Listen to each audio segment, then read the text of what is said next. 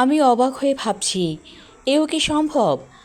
আমার মনটি ফিরে এসেছে অক্ষত অবস্থায়। সে মারা যায়নি, অথচ আমি ভেবেছিলাম সে মারা গেছে। সে এসেছে 2 ঘন্টা আগে, এসে চিৎকার চেঁচামেচি জুড়ে দিল খাবারের জন্য। আমি ওকে দেখে হতবিহ্বল হয়ে গেলাম। আমার মনটি ফিরে এসেছে, সে মারা যায়নি। এর চেয়ে বড় সুসংবাদ আর কি হতে পারে? আসলে মানুষের কান কথায় কান দিতে হয় না। এটা ছিল একটা গুজব।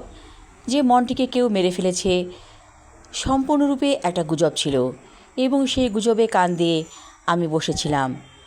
এখন যখন মনটি ফিরে এসেছে, আমি ওকে দেখে অনেক খুশি হয়েছি। আল্লাহর কাছে শুকরিয়া জানাচ্ছি আমার মনটিকে ফিরিয়ে দেবার জন্য। ও হারিয়ে গিয়েছিল, হয়তো এমন কোথাও আটকে গিয়েছিল, সেখান থেকে আসতে পারেনি, তাই আসতে দেরি হয়েছে। মনটি সাধারণত এমন করে না, মাঝে মাঝে অবশ্য এমন করতো, কিন্তু মানুষ যখন বলল যে সে মারা গেছে, তাকে কেউ দেখেছে, তাকে রড দিয়ে পিটিয়েছে, শুনে আমি বিশ্বাস করেছিলাম। তার মৃতদেহ আমি দেখতে যাইনি। হয়তো মনটির মতো দেখতে অন্য একটি বিড়াল মারা গিয়েছিল। যাই হোক, আমার মনটি ফিরে এসেছে, এতেই আমি আনন্দিত হয়েছি। পশু পাখিকে আমরা যারা ভালোবাসি তারাই বোঝে একটা পশু কতটা আনন্দ দিতে পারে একটি মানুষকে।